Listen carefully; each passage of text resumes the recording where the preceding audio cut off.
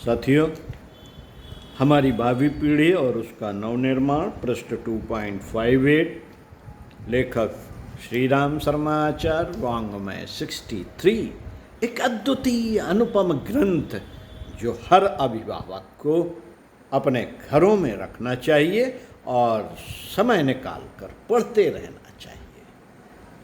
साथियों, कृतज्ञता ज्ञापन एवं सहानुभूति, ये बच्चों को कैसे सिखाया जाए, इस प्रार्थना कैसे सिखाई जाए, इनके लाभ क्या होंगे, आइए सुनते हैं परम पूज्य गुरुदेव के विचारों को। मित्रों, यह भी एक अच्छी आदत है। यदि कोई बच्चा आपके बच्चे को किसी प्रकार का सहयोग प्रदान करता है तो उस समय धन्यवाद कहकर उस सहयोग के प्रति आभार प्रदर्शन करने की आदत भी आप अपने बच्चे को डालें।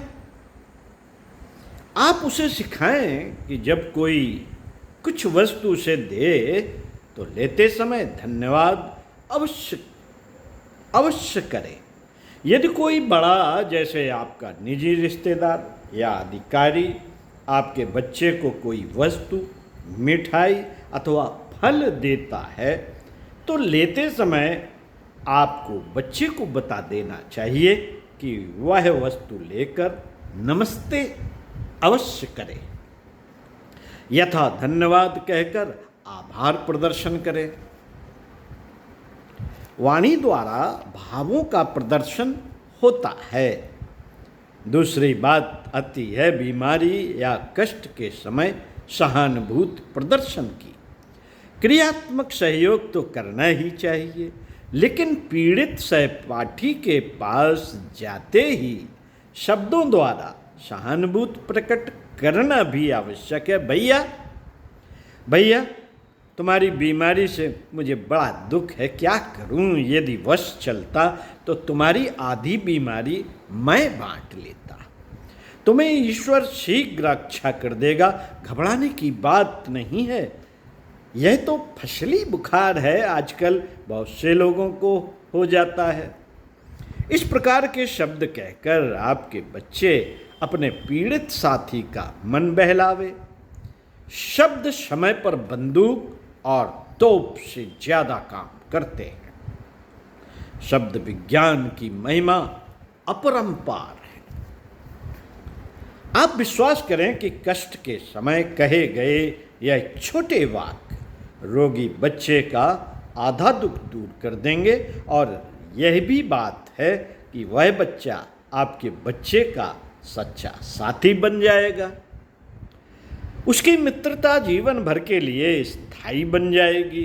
संसार में सच्चे मित्रों की अत्यधिक आवश्यकता है। सच्चे मित्र प्राण देकर अपने मित्र की रक्षा करते हैं। साथियों, इस प्रार्थना घर पर भी नित्य सामूहिक प्रार्थना करनी चाहिए। पाठशाला के स्कूल प्रारंभ होने के साथ प्रार्थना होती है, लेकिन अधिकांश स्कूलों में उसको यह महत्व नहीं दिया जाता जो कि दिया जाना चाहिए। इस कारण प्रार्थना एक प्रदर्शन मात्र रह जाता है। भावनाहीन एवं श्रद्धाहीन मन से की गई प्रार्थना का समुचित प्रभाव बच्चों पर नहीं पड़ता। बचपन से ही आप बच्चों के हृदय में आस्तिकता जगाएं। सामूहिक पूजा पद्धति का प्रसार करें। आपके घर के जितने बच्चे हैं उनके साथ पास पड़ोस के बच्चों को भी शामिल होने का अवसर आप दे सकते हैं। एक समय निश्चित कर दें। मेरा विचार है सायंकाल 6 से 7 बजे का समय उत्तम रहेगा। जब बच्चे खा पी कर पढ़ना प्रारंभ करें, सब बच्चे खड़े होकर कोई सामूहिक प्रार्थना करें। तत्पश्चात पढ़ना प्रारंभ करें। एक बच्चा कहे और शेष उसके बाद कहें। यह एक अच्छी आदत रहेगी। इसका प्रभाव कई दृष्टियों से बच्चों पर पड़ेगा। प्रथम तो उनमें आस्तिकता के भाव जागेंगे। दूसरे, एक सबसे प्रत्यक्ष प्रभाव आप यह देखेंगे कि उनमें अनुशासन अपने आप आ जाएगा। अपने आप अनुशासन आ जाएगा। उद्दंड एवं नटखट बच्चे भी प्रार्थना के प्रभाव से धीरे धीरे सीधे होने लगेंगे। तीसरा लाभ यह होगा कि वे सभी बच्चे एकता के सूत्र में बंधने लगेंगे। उनमें सहयोग भावना एवं सहकारिता पैदा होगी। इस प्रकार आप कुछ उपायों द्वारा अपने बच्चों में मानव जीवन के वे महान गुण उत्पन्न करने में सफल हो जाएंगे जिनके सहारे यह संसार टिका हुआ है। सहयोग और सहकारिता जिस दिन संसार से उठ जाएंगे उसी दिन संसार छिन्न भिन्न हो जाएगा। प्रलय की अवस्था आ जाएगी। आदमी आदमी के खून का प्यासा बन जाएगा। किसी का भी विकास नहीं हो पाएगा। अतः बच्चों में आप इस गुण को उत्पन्न करने के लिए बड़ी चातुरी से प्रयास करें। अंत में अमेरिका के भूतपूर्व राष्ट्रपति अब्राहम लिंकन के शब्द सहयोग भावना की महत्ता प्रकट करने के लिए लिखने उचित होंगे। उन्होंने कहा है, मनुष्य को परमात्मा ने समर्थ और बुद्धिमान अवश्य बनाया है, पर एक त्रुटि भी उसमें रखी है। वह यह है कि परस्पर सहयोग के बिना उसकी कोई भी विशेषता मूर्तिमान नहीं हो सकती। अन्य जीवों के बच्चे जन्म लेने के उपरांत बहुत स्वल्प काल तक माता का सहयोग लेते हैं, तत्पश्चात वह स्वतंत्र स्वावलंबी जीवन व्यतीत करने लगते हैं। मनुष्य को यह स्थिति जीवन के अंत तक प्राप्त नहीं होती। उसे अपनी छोटी बड़ी सभी आवश्यकताओं के लिए दूसरों पर निर्भर रहना पड़ता है। क्या कोई मनुष्य ऐसा है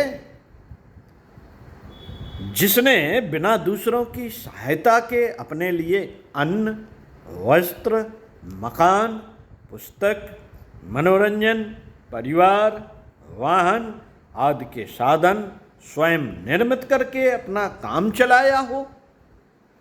उसे पग पग पर दूसरों की सहायता अपेक्षित होती है और इसे जो जितनी मात्रा में प्राप्त कर लेता है वह उतना ही सफल कहलाता है। बौद्धिक, चारित्रिक और सामाजिक प्रगति के लिए भी मनुष्य को पारस्परिक सहयोग की आवश्यकता होती है। मिलजुल कर मनुष्य ने अब तक इतनी प्रगति की है, यदि उसे अधिक शक्ति और अधिक प्रगति की आवश्यकता है, साथियों, यदि उसे अधिक शक्ति और अधिक प्रगति की आवश्यकता है तो इसके लिए परस्पर अधिक स्नेह, सहयोग के साधन उसे जुटाने ही पड़ेंगे। ओम शांति। पंडित श्री राम शर्मा आचार्य आपको विषय पढ़कर सुनाया। अब आगे आपको पढ़कर सुनाएंगे। बच्चों को व्यवहार कुशल बनाइए, तो सुनते रहिए कुछ अच्छा और पढ़ते रहिए कुछ अच्छा। जो अच्छा लगे उसे अपना लो, जो बुरा लगे उसे जाने दो। ओम शांति।